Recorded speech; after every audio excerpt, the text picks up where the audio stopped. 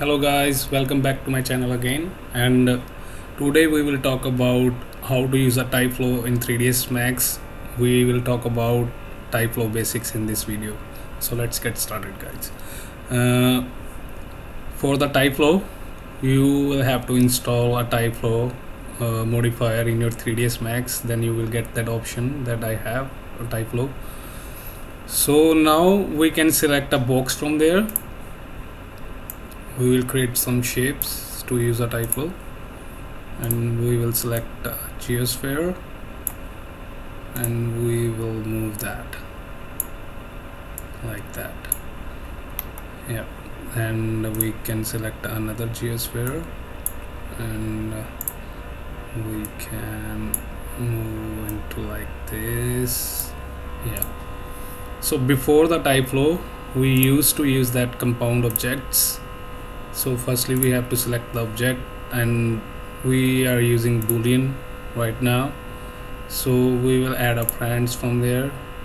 Yep, add a friends. Yeah, and when you go down, you can see the options to subtract, intersect, union, merge. When you select that, currently we are selected geosphere 2, so that shape will be subtracted.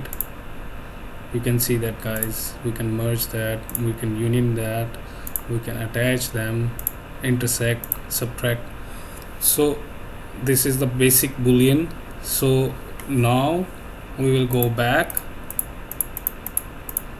to the basic shapes here.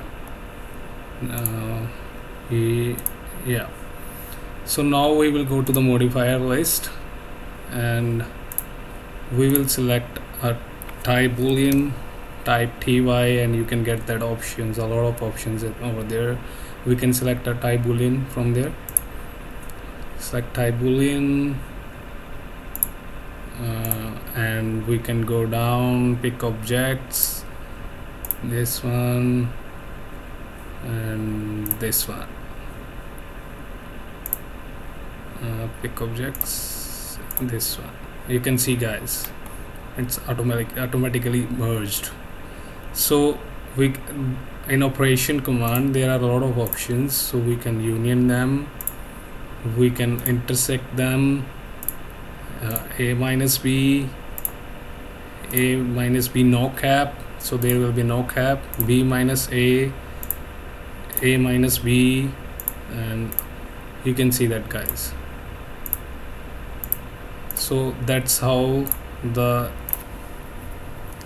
Tyboolean will work in the basic shapes. So you can use that in your modeling, in any modeling, for nice sculptures, nice shape.